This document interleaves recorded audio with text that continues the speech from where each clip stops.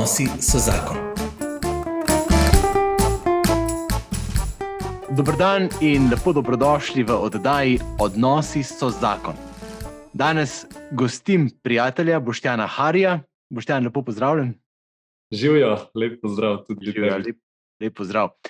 Boštjan je magister teologije, sodeluje pri zavodu Kerigma, je tudi avtor ene knjige, o kateri bova danes spregovorila. Govorila bova pa o tem, kaj pomeni živeti v moči Svetega Duha danes in zakaj tega kristjani pogosto ne izkušamo. To bo ena tema, s katero se nekako pripravljamo na praznik Binkošti, ki bo že čez nekaj dni. Za začetek pa tudi midva res v svoj pogovor povabiva Svetega Duha, da bova znala povedati ta prave stvari. V imenu Očeta in Sina in Svetega Duha. Amen. Amen. Vsemogočni Bog, Stvarnik, Oče, Sin in Sveti Duh. Pridi v ta pogovor s svojo močjo, s svojo milostjo in naj jo napolni, da bova znala povedati prave stvari, da bova znala povabiti v življenje v občestvu s teboj in da bodo vsi, ki poslušajo ta pogovor in naj jo gledajo, znali to spraviti tudi v praksi v svoje življenje. Pod to prosiva po Kristusu našem Gospodu, Amen. slava Očetu in Sinu in Svetemu Duhu. Kakor je bilo v začetku, tako zdaj in vselej in vekom. V imenu Očeta in Sina in Svetega Duha. Amen. Amen. Boštjan, midva se poznava že kar nekaj let, mnogi, sem prepričan, gledalci, poslušalci te tudi poznajo preko duhovnih vaj ali kakorkoli kakšnega od tvojih predavanj, pa vendar, zdaj se prosim majčkeno predstavi pa povej, kdo si. Ja, sem Boštjan Hari, teolog. Trenutno sodelujem v zavodu Kerigma, ki je zavod za spodbujanje krščanskih vrednot. In naša želja, kakor tudi moja osebna, je, da bi čim več ljudi spoznalo Kristusa, njegov evangelij, njegovo sporočilo, njegovo osebnost in pa, lahko rečem, katoliški nauk, ki je zame osebno največje bogastvo in zaklad na tej zemlji, na tem planetu. In moja želja je z vsemi omejitvami, ki se jih zavedam, da bi resnično ljudje imeli možnost spoznati Kristusa in da bi ga seveda tudi v čim večjem številu sprejeli in resnično mu verovali, na besedo in vzpostavili z njim tudi en tak živ, oseben stik. Ker ne nazadnje to gre za stik z zdravnikom, z veliko začetnico, z odrešenikom, zdravnikom in ne nazadnje tudi stik z najmočnejšimi in najboljšimi zdravili, ker to so njegovi sakramenti. Zelo aktualno v današnjem času, v času epidemije, ampak predno greva na to temo, daj ti majčkeno povej, jaz te poznam, odkar te jaz poznam, si ves čas res en tak zagretež za Jezusa, kar mi je zelo všeč, ker tudi jaz čutim tako. Ni bilo pa vedno tako, v začetku pa ni bilo tako, Se pravi, Ja. kako je bilo s teboj in s tem tvojim odkrivanjem tega zaklada, ki praviš, je naša vera? Ja, res je, imamo čas pred Kristusom in po Kristusu. Ja, življenje. Tako, moja pot se je začela, mogoče če izpostavim en zelo pomemben trenutek, ki se mi je zelo vtisnil v spomin in se veš, te trenutki ti ne grejo kar tako iz spomina, hvala Bogu. Ko sem bil star skoraj 11 let, je moja mami umrla in namreč 1 leto in pol se je borila z rakom. Stara je bila skoraj 40 let, jaz skoraj 11. In veš, ko je ona zbolela in izgubila lase in ko sem videl, kako njeno telo dobesedno, bom rekel, razpada, ker se spomnim, da mi je enkrat bulo pokazala tu pod pazduho, pa potem je dlesni, skratka, rak se je od črevesja razširil po celem telesu, potem na koncu ga je imela v glavi, tumor v glavi in to je bilo konec, pač za njo. Ampak jaz nikoli nisem verjel, niti pomislil, da bi ona lahko umrla. Zanimivo, Pač kljub temu, da je vidno telo razpadalo, ne, mislim, da je doživljalo svoj konec, meni niti na misel ni prišlo, da je smrt opcija pri teh letih. No, potem pa se spomnim, da je 2 dni pred njeno smrtjo pride moja sestra, potrka na vrata učilnice in pride vsa objokana notri, ne, in mene je kar zbrazilo, kaj je zdaj. Ne. Takoj sem vedel, da gre za nekaj resnega. No, in potem je prosila moja učiteljica, če lahko Boštjan pride ven, seveda sem šel ven in je rekla, veš kaj, mami je vsa modra že, moramo iti k njej, ne. Tudi, ne vem, če se ne vem, a je to takrat rekla, ali pol kasneje, to točno ne vem, da prstan so ji dali dol, ker tudi prsti so bili že taki malo čudni. No, v glavnem, in takrat sem se jaz prvič zavedal, da to pa nekaj gre očitno za resnega. Ne? No, in potem se je zgodilo, da je ona res umrla, obiskati jo nismo mogli iti takrat in tudi pozabili so sporočiti iz bolnice, da je preminula. Namreč, mislim, da smo šli naslednji dan zgodaj zjutraj k njej in je ni bilo več v sobi, niti telegrama niso poslali. No, in seveda to je bil šok. No, ampak to so samo malo ozadje širše. Ključno je pa bilo to, da ko je ona umrla, je en večer v mojo glavo prišla zelo močna misel, naj molim zanjo. Oče naš, zdravo varijo in slava očetu. Ker jaz prej sem imel vero v Boga, ampak v cerkvi mi je bilo dolgčas, sladkarije smo jedli, klepetali in me je kakšen starejši možakar takole udaril po glavi, ne. Pa kdaj je župnik tudi med vašo pozornost prav v eno smer. Skratka, zelo sem bil nemiren, ne. In jaz nisem mogel zdržati pri miru. No, potem pa, se pravi, ko je prišel ta trenutek, tisti večer, zelo močno sem imel tisto spomin, sem jaz začel pol moliti, ampak s cerkvijo sem pa prenehal, ker me moja katehistinja ni pustila 10 minut prej enkrat, da bi šel iz verouka, ker sem moral iti na trening, na avtobus v Domžale, sem namreč odraščal v Moravčah. In in jaz sem jih zameril in ker sem bil bolj tak, bom rekel, razposajen, divji, ne, tudi jezikovno sem bil zelo oster, ne, sem jo poslal nekam, ne bom zdaj citiral tega. No in potem sem se odločil, da k verouku ne bom več hodil. Ne. A si predstavljate, na vasi, kjer vsi hodijo na verouku, to je še leto 98, ne, to ni zdaj 2021, in jaz sem bil, se mi zdi nekako prvi, ne, da si to upam in drznem. Veš, ali pa si predstavljaš, kakšna je to sramota, da zdaj en otrok, ki vsi hodijo, on pa zdaj ne bo. Ne. No in jaz sem bil odločen. Ali po smrti? To je bilo kmalu po smrti, oziroma, veš, nisem siguren, tam je bilo to. Nisem čist prepričan, jaz vem, da sem nehal hoditi k verouku aprila ali maja, in ona je pa umrla 8. maja in ne boš verjel, danes 13. maja je dan njenega pogreba. Tako da vidiš, kako imamo res to povezano. Res, ja. V glavnem, ta trenutek, ne, da naj molim za njo, je bil izredno močen, ampak samo, kako bi rekel, odprl mi je vero v Boga, odnos do Boga, medtem ko do cerkve sem imel izreden odklon. Ne? In do verouka in vsega tega, kar je povezano s cerkvijo. Bog, to ne.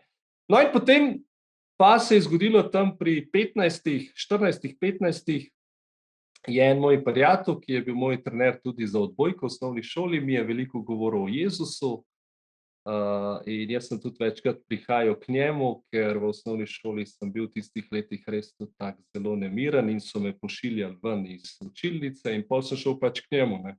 In on je bil tisti prvi, ki je zdržal z menoj, in to se mi zdi, da je bilo odrešujoče. Ne. Zdržal je moje preklinjanje, mojo nesramnost, mojo vzvišenost, mojo zaničevalnost. Skratka, moje nespodobno obnašanje je zdržal. On je pa tudi imel motivacijo, ker sem bil športnik, si me je želel, ker je vedel, da bo z menoj boljši rezultat, ne? In je šlo eno z drugim. No, v glavnem, ampak on je res bil, lahko rečem, božji človek in on je vztrajal in potem seveda, ko sem jaz videl, kako me sprejema takšnega, kot sem, kako gre preko teh mojih muh, sem ga začel še bolj spoštovati in sva res postajala prijatelja, ne. Mhm. No in tam pri 16 sem se pa prvič močno zatreskal v eno punco, ki je bila zame res, ne, bi rekel, ideal, ne, tak pri tistih 16 letih. In ona je bila tista glavna motivacija, zaradi katere sem se odločil, da dam Kristusu prostor. In zdaj bom samo na kratko eno epizodo. Okay. Jaz sem temu fantu, on je z njo tudi zelo dobro poznal, ker je tudi njo treniral odbojko, ne. In jaz sem enkrat njemu zaupal, da sem se zaljubil vanjo do ušes in da je meni res top, ne, in vizualno, in inteligentna, in gimnazija Bežigrad, in skratka vse, ne. Bi rekel, sama iz nebes, da je prišla zame, ne. In v glavnem, in on meni reče, veš, Boštjan, ne biti tako naiven, ne. Ona je do vseh prijazna in takšna dostopna, tako da ne ti misli, če ona tudi do tebe takšna, da si ti, da si ti kaj posebnega, da si všeč. Veš, ker moški dostikrat mislimo, ne, če je ena oseba nasprotnega spola prijazna, te lepo pogleda, da že kar nekaj misli, ne. To mi zgrešimo velikokrat. No, in on v glavnem mi je napagal, ne, se spomnim, na plaži smo bili na morju, on meni razlaga o njej in meni reče, veš, Boštjan, če ti ne boš spremenil življenja, če ne boš prenehal s pornografijo, samozadovoljevanjem, s tem, da se žensk norčuješ, da preklinjaš, da živiš, kakor živiš, ne bo blagoslova v tvojem življenju. On je meni to direktno povedal. Je rekel, če pa si odločen, da boš šel k spovedi, povedal vso to svojo grešnost, vso to umazanijo, ki je v tebi, pa ti jaz garantiram, da če boš 40 dni živel v čistosti, da ti bo Bog dal to punco. On je meni to direktno tako rekel. In to je bila moja motivacija. Jaz se spomnim, da sem potem šel na WC in sem se odločil, evo, od danes naprej ne bom več gledal pornografije, ne bom se več samozadovoljeval, skušal bom krotiti svoj jezik, kakor pač se bo dalo. In ko pridem nazaj, grem k spovedi in začnem znova. Pa še to mi je rekel, da ne vsak dan malo molim, naj bom z Bogom povezan in ne vem, koliko sem takrat molil, 1 10, 2. Skratka, ona je bila moja motivacija, ne? Ljubezen, lahko rečemo. Ne? In to je potem bilo tisto, ki me je pripeljalo do študija teologije. In si zdržal, praviš, in je postala tvoja punca, ali kako je bilo zdaj to? Ja, hvala Bogu. Veš, kaj se je zgodilo? Bil je le ravno 40. dan, ampak tam je 42, 43, zdaj točno se ne spomnim, prišlo je na nedeljo. In kaj se je zgodilo? Jaz sem pred tem, kakšen teden prej, njej izpovedal čustva svoja prek mesiča, nisem imel poguma, da ji povem v obraz. In ona je mene zavrnila. Je rekla, da veš, s tabo ne bi bila nič več kot prijateljica, in da je zdaj nerodno prihajati na igrišče, ker vidva sva igrala odbojko dvojke, ne, mešane pare, v mešanem paru. In je bilo meni težko, ne, veš, ampak to je bilo zdravilo za moj napuh, ne. Jaz sem mislil, da bom s svojim šarmom in ne vem s čim, kar vse osvojil, ne. In ona me je pa postavila na realna tla. In ko sem jaz temu svojemu kolegu to povedal, je rekel, Boštjan, liši 40 dni, ne, čakaj.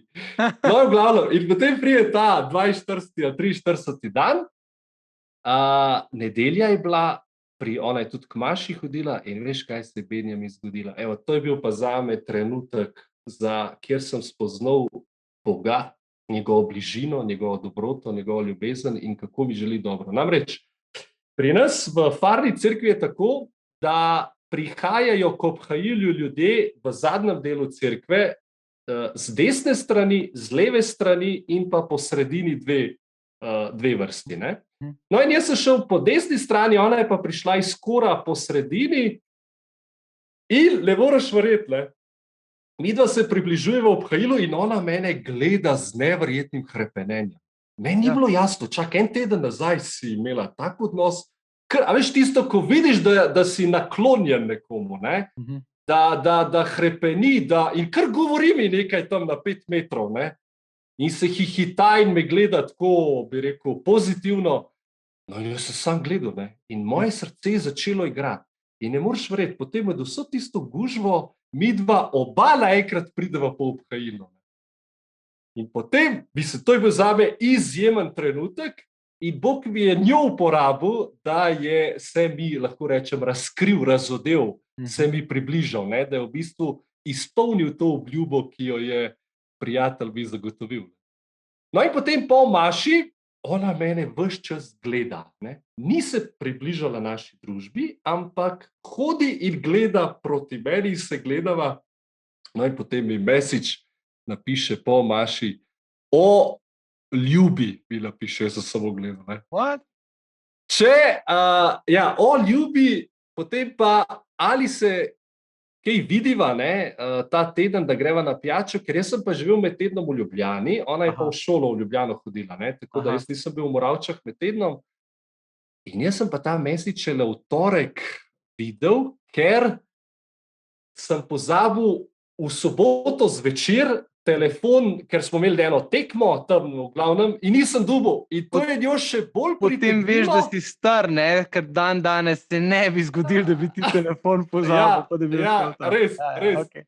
In to je, veš, kaj je bilo zanimivo, ne? Da potem sem jaz to v nedeljo nisem tega messagea videl, a ne? Okay, in jaz sem se obnašal točno tako, Bog je res scenarist, vsak gledaš, ne?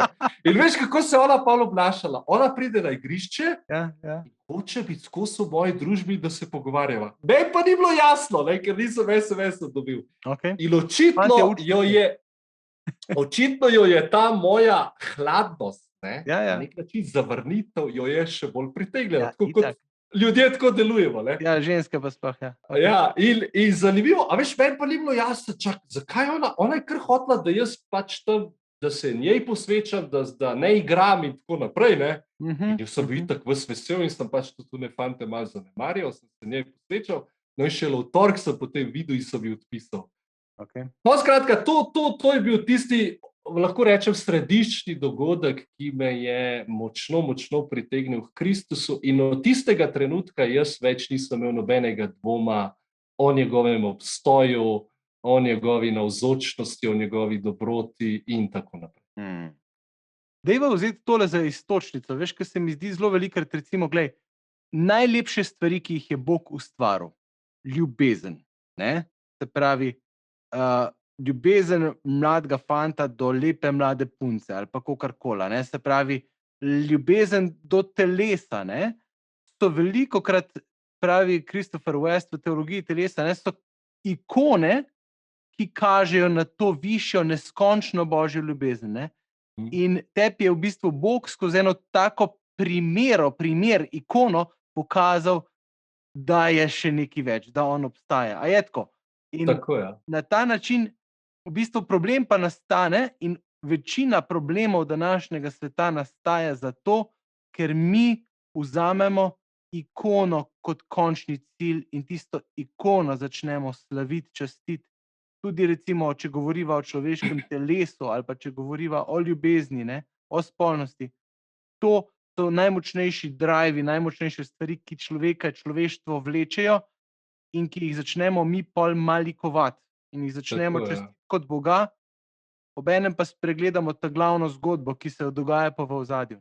Tako je, v bistvu si lepo to povzel, kot lepo pravi naš katekizem, ne? Da v bistvu lepota stvarstva odseva lepoto stvarnika. Ne? In ženska kot najlepše bitje v stvarstvu, s tem se itak najbrž oba strinjava, ne? Je odsev, ne? Je na poseben način še v tej lepoti podobna stvarniku. Ne? In ravno to si dobro povedal, da ljudje se žal prevelikokrat ustavimo tu, ne? Namesto, in od tega pričakujemo absolutno potešitev, ki jo lahko da pa samo Bog. Tako je.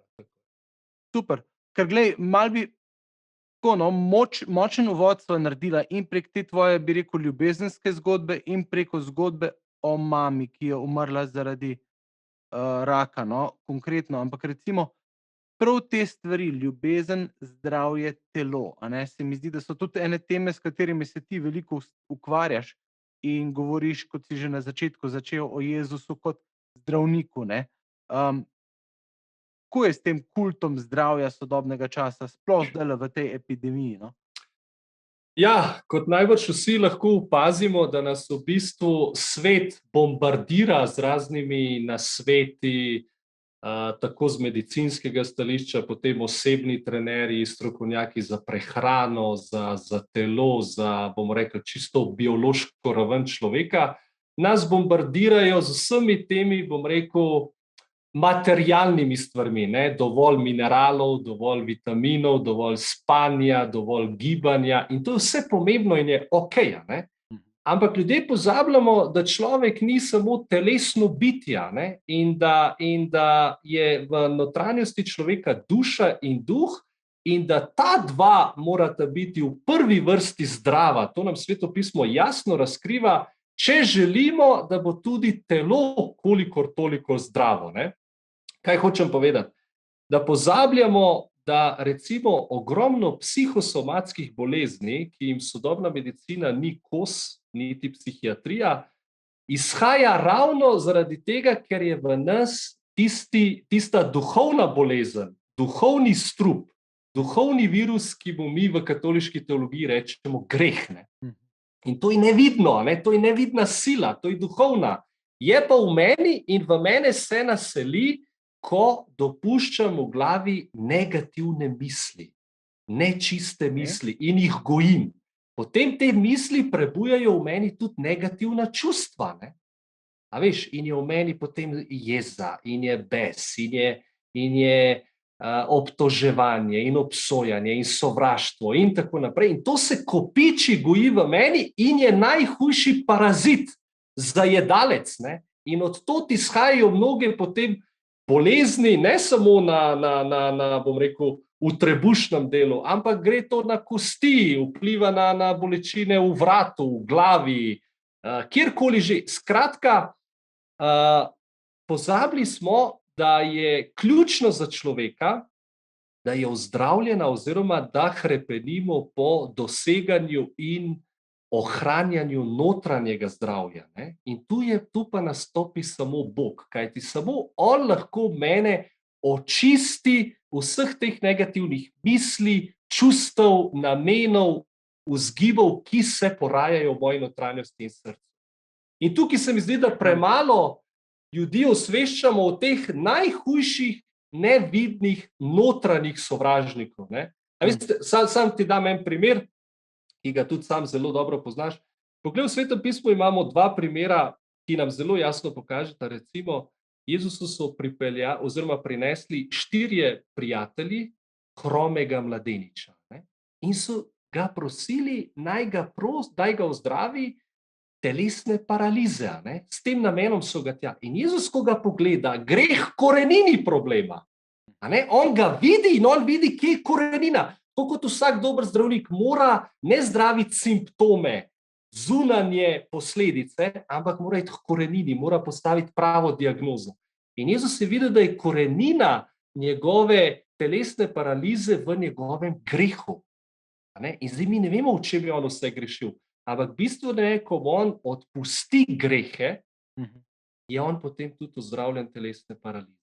To je en primer. Drug primer imamo recimo v Janezovem evangeliju, ko Jezus vidi v tistem poganskem zdravilišču možakarja, ki je bil 38 let bolan. Pride do njega, ga vpraša, bi rad ozdravel, in potem on pravi, nimam človeka, ne, ki bi me dal. Jezus ga ozdravi in potem ga poišče in mu reče, vidiš, ozdravel si, ne greši več, da se ti ne zgodi kaj hujše. Kaj zdaj jaz želim povedati? Ne, da je zdaj vsak greh povezan z našimi boleznimi in bolečinami. Ne želim tega reči. Ogromno pa ne. Ker mi, a veš, samo še ta stavek pol te pustim do besede, ker mi, a veš, dostikrat se ne zavedamo, koliko enih čustev potlačimo, ne odpuščamo sproti, se neke samo takoj in obžalujemo vse svoje nečiste misli, ki se nam pojavijo v glavi, in Boga sproti ne prosimo odpuščanja in ne odpuščamo, in zato se te zajedavci zažirajo notri in prej ko slej se posledica tudi na telesni ravni pokaže. Odlično si zdaj zastavil, zaradi tega, ker v bistvu v prejšnjih oddajah, vem, da sem tudi že s kom govoril, vendarle pa ne smemo reči, da je vsaka jeza kar greh in da jo bomo skušali tlačiti. Tukaj mora biti prava mera, se pravi, da si dopuščamo čustvovanje, ki je zdravo in potrebno in si ga moramo priznati, ga moramo predajati. Ne?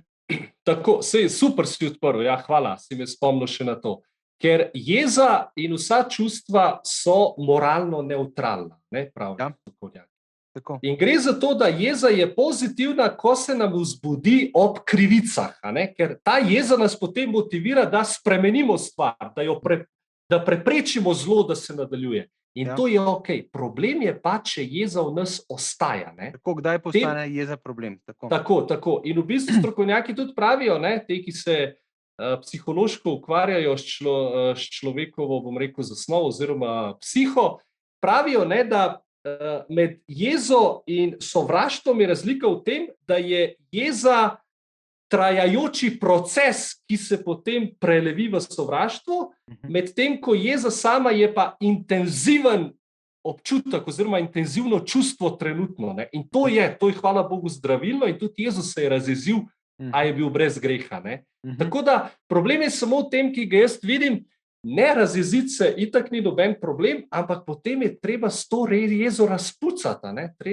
Treba je se pomiriti, treba je odpustiti, če želim biti v notranjem miru, ker če mi nismo v miru, se telo matra, se muči in prej, ko se posledice pojavijo. In potem smo presenečeni, kako zdaj meni. Ne zavedam pa se, da sem recimo 10, 15 let, 5 let jezo tlačil v sebi, sovražil, gojil negativne misli in tako dalje. Ok. Prihajava na področje, se pravi tako, se mi zdi, všeč mi je pri tebi, ker dejansko znaš krščanstvo in krščanski nauk kot tak aplicirati v praktično življenje današnjega človeka. Žal pa vidim jaz, kako veliko ljudi je krščenih, tradicionalno vernih, do epidemije so še celo dokaj redno nekateri k maši hodili. Vprašanje, kako bo zdaj, kako je zdaj, kje zdaj doživljajo to. Ampak tako se mi zdi, ti so naša prva ciljna publika, ki mora slišati za to odrešujoče oznanilo krščanstva v konkretnih odnosih, v konkretnem življenju. Mi rečemo, rabimo odrešenje, a ljudje v praksi iščejo odrešenje vse povsod drugod. Veliko se ukvarjaš tudi z ostalimi duhovnostmi, pa ne bi šla pretirano v to zgodbo, ampak majčkeno pa le opozoriva, kaj pomeni iskanje odrešitve, ali zdravstvene, ali kakšne druge odrešitve drugod. In zakaj je pomembno potem v naslednji točki, da vendarle se vrnemo k izviru, ki je Kristus. Ja, glej, danes, če si zasledil, recimo, mnogi zdravilci, takšni in drugačni, šarlatani, nekonvencionalne oblike zdravljenja, se pravi te, ki niso čisto priznane strani konvencionalne, temu rečemo, uradne medicine, ne ponujajo človeku celostno zdravje. Mogoče si kdaj slišal za izraz holistično, Tako, holistično, celostno. In seveda, zdaj medicina se zaveda svoje omejenosti, in človeka obravnava celostno, ampak kar je človekove duhovne ravni pušča. Zato recimo ti, ko greš splošnemu zdravniku, njega ne zanima, katere veroizpovedi si ti, v katerega Boga veruješ, njega to ne zanima. On tebe obravnava čisto kot, dajmo reči temu po domače, stroj, kako ta organizem deluje in kje je problem, išče. Zdaj, druga stran, se pravi, medicina doživlja svoje meje in ljudem se stvari ne popravijo, in zato iščejo še drugod. In imamo mi celo poplavo teh raznih ponudnikov tako imenovanega celostnega zdravja, ti pa seveda ponujajo tudi razne duhovnosti, razne, odpiranje čaker, povezovanje z energijami, s planetno energijo, bioenergijo, življenjsko energijo. Izrazi so pač različni, ki, či, prana, skupni imenovalec je pa isti. Namreč, da bi ta neka neosebna, za njih božanska energija prišla v človeka in mu vzpostavila neko ravnovesje, ga umirila, mu prinesla zdravje, harmonijo in tako naprej. In zdaj problem je ključni v tem, da za kristjane in za to, kar nam je Bog zapustil, se pravi svoje razkritje, svoje razodetje, je samo Jezus Kristus celostni zdravnik. Zakaj? Zato, ker samo Jezus Kristus lahko človeka ozdravi na duhovni ravni. Človek je duhovno bolan takrat, ko v sebi ima kakršnokoli negativno stvar, ki jo je sprejel skozi negativno misel, negativna čustva, negativna dejanja ali Vzorci, ki izvirajo opustitvijo večinoma dobrega. tudi iz otroštva, ne? Tako, tako. Se pravi, in če jaz hočem, da ozdravim na duhovni ravni, ki je, veš, duhovna raven, bi lahko rekli, to je kot temelji pri hiši, to je ključno. Če jaz ne skrbim za te temelje, da so oni zdravi, potem je nesmiselno, da popravljam stene, ne, ko se vlaga dviguje, ker se bo zopet ta vlaga pojavljala. Ne, in dostikrat mi krpamo hišo, tako, ali pa stene, zidove, da ne vem, stari obed dol in novega gora, čez 2 leti je spet isto. In kaj hočem povedati? Da Jezus je edini, ki nas lahko zdravi na duhovni, duševni in telesni ravni. Ne? Ampak ključno pa je v tem, da si on želi za človeka, da ga ozdravi na duhovni ravni. To je ključno. Se pravi, da v meni ni greha, ne? Da ni tega, kot sem prej rekla, nevidnega zajedavca. In vidiš, tukaj pa noben guru, noben zdravilec ne ponuja božjega odpuščanja, ker ne more. In oni tudi ne spodbujajo k kesanju, k obžalovanju, k spreobrnenju. Ne?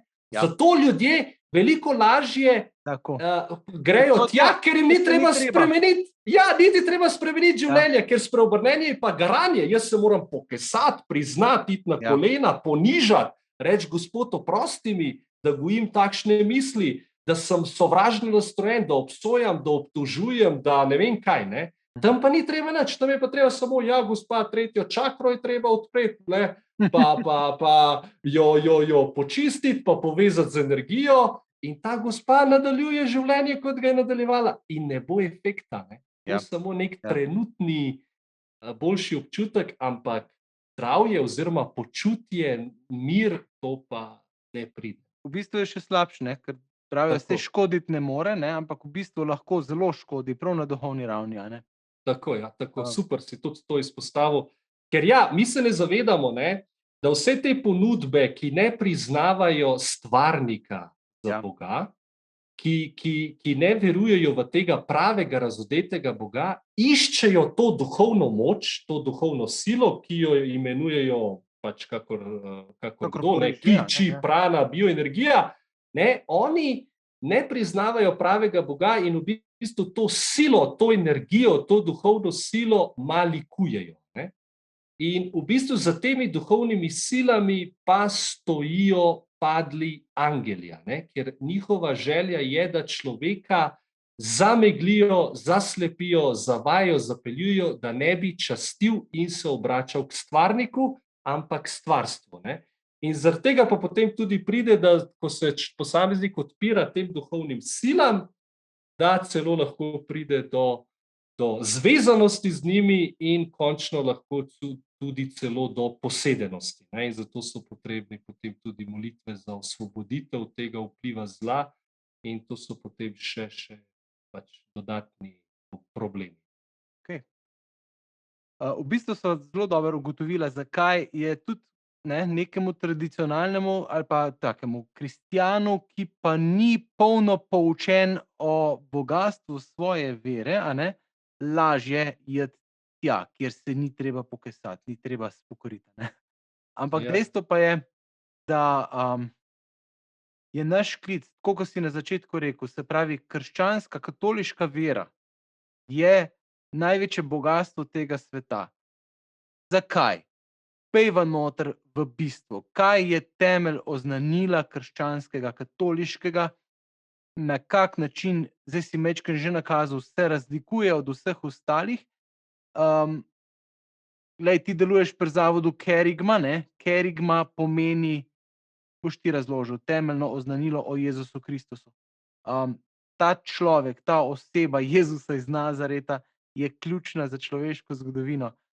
Težave, s katerimi se danes spopadamo ljudje skozi celo staro zavezo, bereš iste stvari in potem seveda tudi odzivi v novi zavezi. Prav človek se v svojem temelju ni spremenil in rabi odrešenika. Ima pa skozi skušnjavo, samo odreševanja. Zdaj sem ti vse povedal, zdaj pa ti vzem pa deli naprej na to temo. Hvala. Ne, super, si lepo dal iztočnice. Ja, zdaj, to je, če greva čist k temelju, da človek je bil postavljen v zemeljski raj, v ta zemeljski vrt in tam je doživljal harmonijo, v odnosu do svojega stvarnika, do stvarstva, do sočloveka. Skratka, tam ni bilo nobenih napetosti, nesporazumov, konfliktov, nerazumevanja, zavisti, ljubosumja, nič, dokler ni prišlo do tega prvega greha. In ta greh je človeku vzel to harmonijo. In zato sta bila ločena, oddeljena od Boga. Nista več bila z njim tako neposredno povezana in v bližini.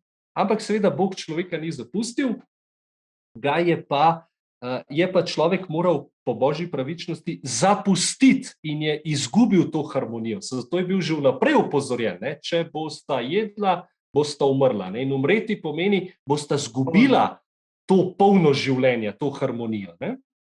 In potem, kaj se zgodi? Da človek vsak, dajmo zdaj konkretizirati, jaz in ti in vsi mi se rodimo z neko silo, ki je v nas in nas nagiba k slabemu, k sebičnosti.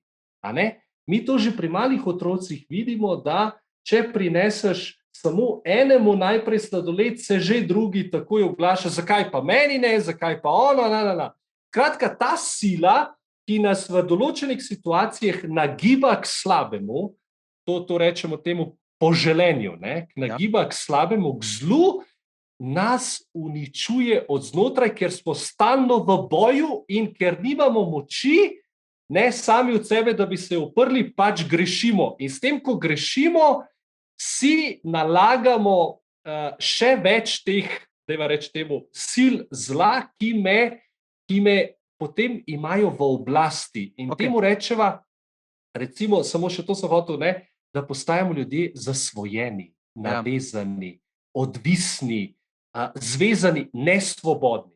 In zdaj v Jezusu, zakaj zdaj Jezus pride? Dejva se še razpakirati greh, Boštjan. Dejva pa še mečkem bolj globoko povedati, kaj je greh, zakaj je greh tak problem, ker greh se še zmeri sliši kot eno moralistično žuganje s prstom, ki ti Bog, veš, trikotnik, Bog se vidi, Bog se ve, greh se delati ne sme. In je to še zmeri kot nekaj, kar je kao problem samo v teh cerkvenih okvirih in tega ne znamo prepoznati tako dobro v svojem človeškem izkustvu. Dej še mečken pet samo na to, predno greva na odziv Boga, ki je v odrešeniku tega greha. Hvala. Ja, zdaj greh je, greh v hebrejščini je beseda hatah, ki pomeni zgrešiti cilj, zgrešiti tarčo. In mi vsi hrepenimo po ljubezni, po miru, po svobodi, po sreči in ko zagrešimo sami svobodno, zgrešimo pot, zgrešimo cilj in si sami nakopljamo negativne posledice. Namreč Bog nam je dal svobodno voljo in to je najvišji izraz božje ljubezni, ker nas ne prisiljuje, da mu vračamo ljubezen. On nas ne prisiljuje, da ga poslušamo, da smo mu zvesti, da mu zaupamo, ampak nam je pustil svobodno voljo, kajti ljubezen se vedno mora kazati, odražati v svobodi. Tudi ko mi dva ljubiva nekoga, imava rada, mu moramo pustiti svobodo, ne moramo ga prisiliti in od njega zahtevati, ljubi me nazaj, imej me rad nazaj, želim oziroma hočemo tebe, da sem ti tako simpatičen kot ti meni. Ne moraš, To ni potem ljubezen, to je potem manipulacija, odvisnost, zasvojenost in tako naprej. Kaj hočem reči, da se pravi, ko človek zagreši, je, veš, kot da hodiš po eni poti, potem pa skreneš na stransko pot. In zdaj vsak ta greh pa mene potem mi jemlje svobodo, mi jemlje mir in me uničuje. Zato Sveto pismo razkriva greh, veš kako, kot kačji strup. In mi poznamo kače, mi vemo, da kače, ki niso vse strupene in tudi vse nimajo smrtonosnega strupa. Zato rečemo v katoliški teologiji, da je mali greh je tudi kačji strup, ker me zastrupljajo počasi ti mali grehi. Ne? Se pravi, to so grehi, ki jih naredimo iz nevednosti, iz neznanja, iz neke trenutne šibkosti, razrvanosti, slabosti. Okay. Ne, to je ta mali strup, ampak predstavljaj si, ne, več kot to delamo, če tudi iz neznanja, si teh malih strupov kopičimo v sebi, se vedno bolj oddaljujemo in to nam škoduje tudi pri zdravju. Ne. To je največji problem, ker se te zajedavci v našo notranjost zažrejo in nam jemljejo moč, svobodo in nam škodujejo v glavnem. Ne živimo življenje v polnosti. Ja? Tako. Ne. Bi lahko rekla tako, da več je v tebi nemir ti prinaša, strahove ti prinaša, krivdo ti prinaša, potem, kaj so že tele, zaskrbljenost, skrbi, nemir. V glavnem, telo ni v miru, duša ni v miru in je v nemiru in, kako bi rekel, muči se. Ne? In kadar se telo muči, se bodo posledice prej ko slej pokazale. Potem je pa tisti večji greh, ne? Ko pa človek ve, da je nekaj zlega, da to načrtuje, da si to zelo želi izgovoriti, narediti, skratka udejanjiti, pa ko je v tem, ko to premišljeno naklepa in ko to stori, je pa smrtonosni greh, je pa, kot Svetopismo temu reče, levji ugriz. Ali pa ta smrtonosni kačji strup, in takrat se človek totalno loči od Boga. Takrat z malimi grehi se počasi ločujemo in oslabi ta naša moč za delanje dobrega in vse več smo nagnjeni in pogreznjeni v zlo, da delamo več zla, medtem ko tukaj pa en zid postavimo pred Bogom in v našem srcu, v naši notranjosti ni sreče, ni miru, ni polnosti življenja, ni svobode. In zdaj nam pa Bog prinaša ponudbo. Pride Jezus, ga pošle in on mi ponuja spravo, on mi ponuja roko in on je edini tisti, ki je brezmadežni, brezgrešni, edini pravični, mi ponuja Božje odpuščanje. In to odpuščanje potem iz mene vse te strupe, ki sem si jih nabral, izčiščuje, izsesava ven in ozdravlja te rane, ki so mi grehi povzročili. In to je to, in mi potem, to je en vidik, se pravi, to je ta odpuščajoči del odrešenja.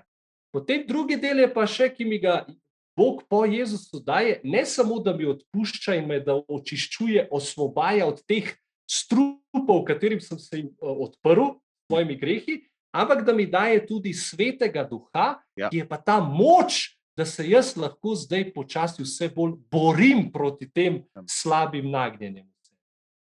Tako da to je ta paket. Super. Deva se mečkeno staviti pri Jezusovem delu paketa, pol greva pa še k paketu Svetega Duha, pa bova tam počasi še malo poglobila, pa potem zaključevala. Se pravi, Jezusov del paketa je pa bistven zato, ker se človek ne more sam zase za lase gor potegniti. A je tako? Se pravi, ko smo mi skozi svojo osebno, svobodno voljo izbrali greh, ne? Se pravi, smo se ločili od Boga, ki pravi v Svetem pismu, vaši grehi so postali pregrade med vami in Bogom, zid med vami in Bogom, da ne sliši vašega vpitja, ne? Potem nam nobena tehnika samo odrešitve, ki bi se jih mi sicer radi posluževali, ne more več koristiti. Tako je, tako.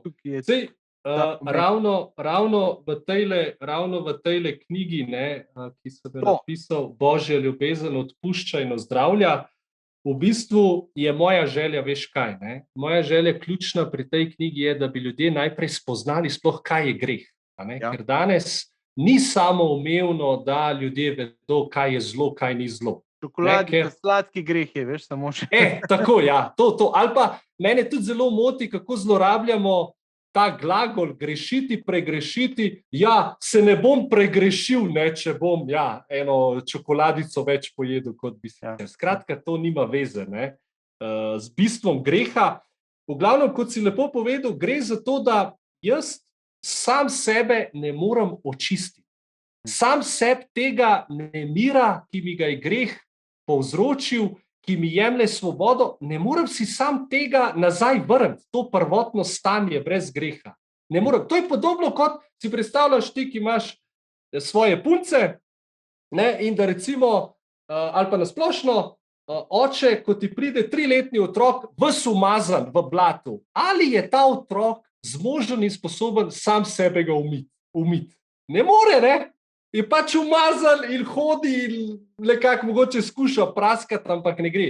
In gre se za to, da človek sebe ne more očistiti, ne z dihalnimi vajami, ne z nekimi vzhodnjaškimi meditacijami, ne s povezovanji z ne vem kakšnimi energijami, ampak izključno po eni poti, da sprejme to božjo spravo, božjega odrešenika Jezusa Kristusa in ga sprejme, da je on ta odrešenik, da je on tisti, ki prinaša božje odpuščanje, s tem očiščenje od tega zla, in pa, da k njemu pristopam iskreno, da se ponižam, da priznam, da ga prosim odpuščanja, in ukolikor se jaz globlje, ko se ponižam, bolj, ko sem iskren, bolj, ko priznavam svojo grešnost, več on dobiva prostora v moji notranjosti, v mojem srcu, da me teh strupov rešuje in da mi da novo življenje. To pa je, da jaz zdaj lahko zopet hodim osvobojen od tega. Da diham s polnimi pljuči, da je v meni več miru, več svobode, da nisem zasužnjen, ne, s tem in onim. Točno. Ker je pa res, ne, človekov napuh mi preprečuje poklekniti pred komarkoli, ampak če bom jaz pokleknil pred Bogom, ki je moj stvarnik in ki itak ve vso resnico o meni, ne, potem mi ni treba klečati pred nikomer in ničemer drugim in lahko živim svobodno, tako kot ti praviš. Odlično. Meni je bila, hvala, da si pokazal svojo knjigo vmes, se mi zdi izjemno dobra teološka, bi rekel, taka razgrnitev problema greha, iz izkustvenega vidika, za tiste, ki mislijo, da za njih pa res ni več pomoči, pokaž pa še ta drugo knjigo, je pa knjiga, ki ste jo pri zavodu Kerigma izdali, je pa tistega človeka, ki je pokadil Biblijo, ne. Jaz sem tole prebral, čudovita vstopna knjiga za nekoga, ki želi vedeti, kako močno je lahko božje odpuščanje za človeka in kako to lahko izkusiš še tako zakrknjen grešnik, no, ki je pač imel še tako negativne izkušnje v življenju, no. Povej, mislim. Ja, res, recimo, ta knjiga je res en dokaz, kako je Sveto pismo živa božja beseda. Se pravi, da te črke, te besede, ki so zapisane v Svetem pismu, niso mrtve, niso neučinkovite, niso nedejavne. In ta gospod, ki res knjigo priporočam vsakomur, ki želi slišati to izjemno zgodbo, je kadil Biblijo, ne? Ker v samici, tako, in ker je delal škodo tudi v zaporu, je kazensko moral odhajati v samico in v samici si lahko imel samo Sveto pismo, nič drugega. On je pa prešvercal tobak in vžigalnik in je pač trgal ven liste in pravi sam, da je tudi prebiral, ampak nekaj ga je kdaj nagovorilo, nekaj ne, nič posebnega. No, in je mogel pokaditi celotno staro zavezo in skoraj tudi celotno novo zavezo, dokler ni naletel na stavek iz 1. Janezovega pisma, kjer pa pravi: če svoje grehe priznavate, vam jih bo odpustil in vas očistil vse krivičnosti, saj je zvest in pravičen. In njega je ta stavek tako zadev, ne, oživel je ta stavek in je bil, kako bi rekel, direktno njemu namenjen, ne, in to ga je potem nagnilo k temu, da je priznal tudi vse svoje grehe, posebej tistih 100 kriminalnih dejanj, ki so še bili v procesu in za katerih ni bilo dovolj dokazov. Pa še dodatne, a ne? Pa še dodatne, ja. In je res, mi smo to knjigo predvsem zato prevedli, ker kaže na živost in konkretnost Svetega pisma oziroma Božje besede. Kako ta beseda spreminja človeka in recimo njemu noben psihiater, psiholog, noben mu ni mogel pomagati. Ravno zaradi tega, kar smo prej govorili, ker on je bil ujet v te svoje grehe. In te sile zla so duhovne.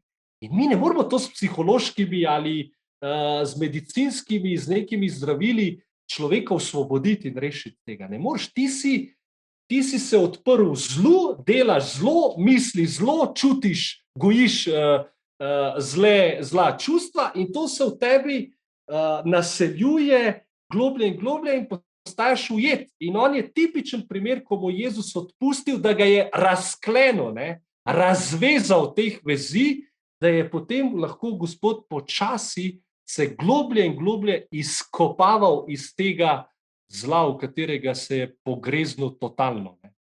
Res fascinantna zgodba. Vi ste ga imeli na Zoomu, a ne? Vi ste z njim imeli dogodek, a ne, v živo? Tako je, ja, tako je. Smo ga povabili, da nam pričuje in tudi na YouTubeu je ta posnetek. Je posnetek gor, super. Je gor, ja. Na zavodu Kerigma, ne? Tako je. Odlično, Boštjan, hvala tudi za to pomembno zgodbo in to sporočilo te knjige. Dejstvo je, da lahko kristjan živi v moči Boga, stvarnika, ki je Sveti Duh. Imela sva prej, sva rekla, poglavje o Jezusu, pa sva rekla, zdaj bo šla pa še na poglavje o Svetem Duhu. Pričakujemo binkoštni praznik, s katerim se je v bistvu rodila cerkev.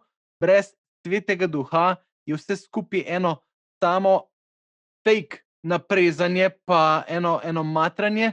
In žal mnogokrat danes, ko rečemo krščanstvo, ljudje vidijo samo to v nas. Eno fake naprezanje, eno matranje, eno neiskrenost, ker mi ne moremo živeti krščanskega življenja drugače, kot če nas tudi napolnjuje ta Božji duh, ki ga prejmemo, če sprejmemo odrešenje v Kristusu. A je tako? Res je. Veš kaj, meni je zelo zanimivo, ker kdaj se pogovarjam z nevernimi ljudmi, in ki pač razmišljajo, kako razmišljajo in imajo, tako kot si lepo izpostavil, o krščanstvu neko svoje mnenje. Oni mislijo, da smo mi kristjani neki mučenci, mučeniki, ki se moramo upirati temu grehu, pa onemu grehu, pa v svoj trud, napor vlagati za to, da ne bi grešili. Oni sploh ne razumejo, da je bistvo krščanstva v tem, da Bog po eni strani me osvobaja od teh sil zla, od te nagnjenosti k slabemu globlje in globlje, po drugi strani mi pa daje moč, da se jaz lahko proti temu borim in sploh ni takega naprezanja, sploh se mi ni treba neki posebej. To ljudje ne razumejo, ker izhajajo iz svojega, od svojega izkustva, od svojega življenja, od svojega doživljanja in oni žal, ki Kristusa ne poznajo, ne sprejemajo, so ujeti v razne strasti, dajva reči, lahko tudi v določene nagone, ki jih ne morejo obvladovati, krotiti, in zato njim ni jasno, da obstaja še drugačno življenje,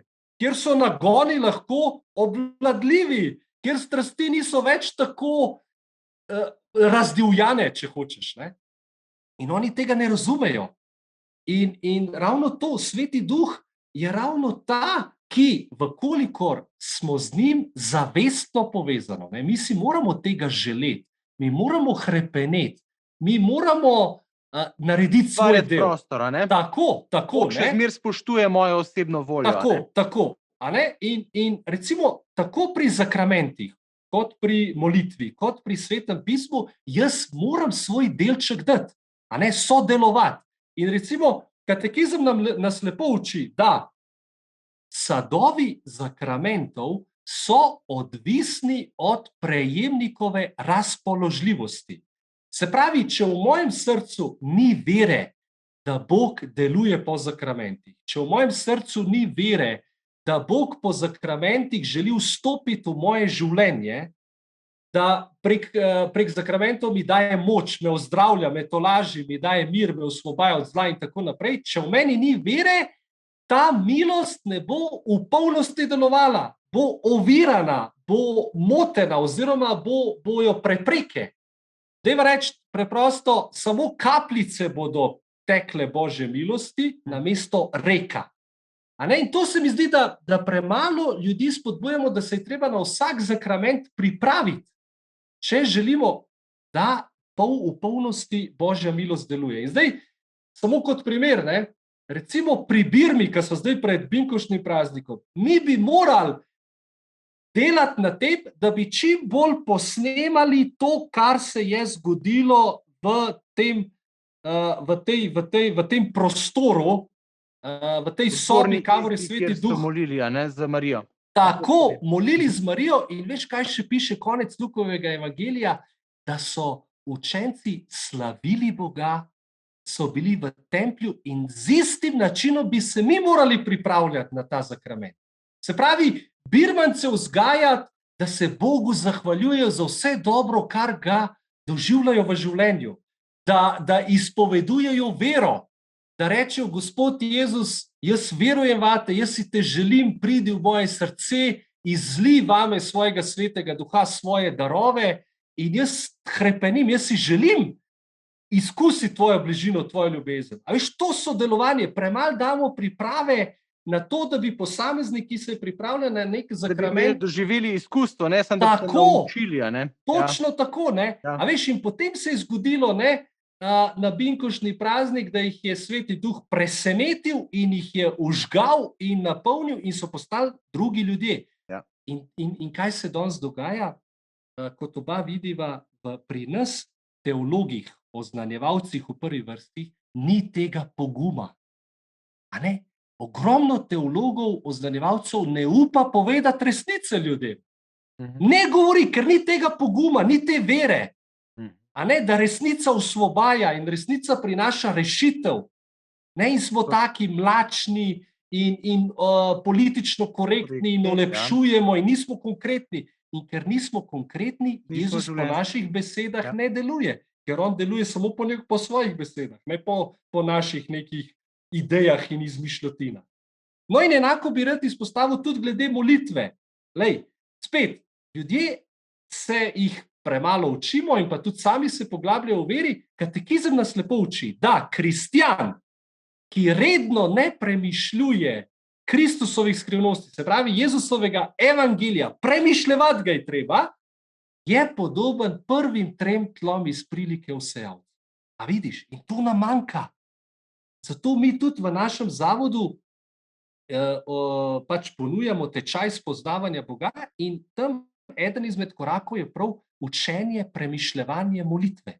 Se pravi, da premišljujem, ker če mi ne premišljujemo, se vrtimo pri molitvi okrog sebe. In kaj se dogaja? Večina katoličanov, kristjanov, kako moli? Izgovarja Oče naš, Zdravo Marijo ali katerokoli že drugo molitev in istočasno razmišlja o svojih problemih, o svoji bolečini, o svoji bolezni, o človeku, za katerega moli. Ni Bog središče moje misli. Ni središče mojega premišljevanja. In vidiš, in zopet takšna molitev ni toliko učinkovita, kot bi bila sicer. Ker Bog ve, kakšne probleme imam. On ve, kakšne bolečine in bolezni. On si želi, tako kot vsak človek, da ko sem z njim v odnosu, da je on središče moje pozornosti. Vidiš, in to je zopet en velik problem, ne, ki ga jaz pri nas oznanjevalcih vidim, da ljudem jih ne poučimo dovolj o tem bogastvu, ki nam ga cerkev daje. Cerkev je namreč mati in učiteljica. A ne, in mati želi svojemu otroku najboljše možno in tudi kot učiteljica mu daje najboljše možno, ker mu daje božji nauka. Ne? In tukaj mi ljudi prikrajšamo tako, da ne doživljajo pri sakramentih te božje, odrešenske, ozdravljajoče milosti, kakor tudi v molitvi, kakor tudi pri branju Božje besede, ki je pa spet en problem, ker se zanemarja ta del. Pri Dižu pravimo, da minimalno 1/100 dneva, ne, moraš nameniti enemu molitvi ali pa molitvenemu premišljevanju Božje besede, ne. Tako, ja. Mi pač priporočamo kot uporabo, bi rekel, ali besede med nami ali pa kaj takega kot zraven orodja za premišljevanje dnevnega odlomka. Ampak všeč mi je, kolikokrat omeniš katekizem Katoliške cerkve. Jaz moram priznati, da ga šele v zadnjih letih malo bolj tako spoznavam, pa berem pa tako in je noro, koliko enih stvari je noter na primeren način. Mislim, dobro, sem študiral teologijo, pa morda kakšne stvari bolje razumem, ampak se imamo tudi kompendij katekizma Katoliške cerkve, imamo UCAT, ki bi vsaj to zagrabili ljudje v roke, pa rekli, lej, nekaj osnov želim spoznavati, želim se učiti. Tako je. Ker v Ampak zakaj ne bistvu spoznavamo, zakaj se ne učimo, ker nimamo izkustva, to, kar si rekel. Ne. to, ja, to si super izpostavil. Pa veš, kaj tudi vidim, ne? Da ljudje ne razumejo, ali pa hkrati tudi ne vedo, da življenje z Bogom je boljše in kakovostnejše. Ja, A ja, veš, ljudje je treba motivirati, a ne? Kako je mene oni fant, oni moj prijatelj Ja. motiviral. Če jaz ne bi imel motivacije, neke koristi v tem, jaz se ne bi šel od tega. In tukaj vidim, da mi premalo mogoče nasplošno, ne, ljudem ne dopovemo čist konkretno, da življenje z Bogom je lažje, je kakovostnejše, je kvalitetnejše, ne breme. On mi problem je, ko pomaga, prehajamo ne. na te enzenistične podlage, na to moraliziranje, na to, kar je bilo, v čemer so bili ljudje vzgajani in žal mislijo, da vedo, o čem govorijo, ne, ko govorijo o Tak- krščanstvu. To so že tako prej je. rekli. No.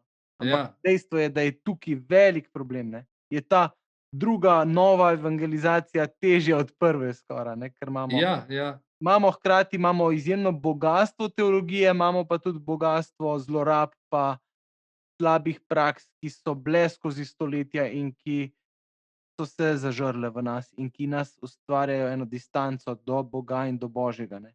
Ampak, tako je. glej, takle pogovor, kot je današnji, Boštjan, jaz sem prepričan, da je marsikatere plašnice odprl pa marsikomu pokazal, bi rekel, neko novo pot v en pristen osebni odnos z Bogom.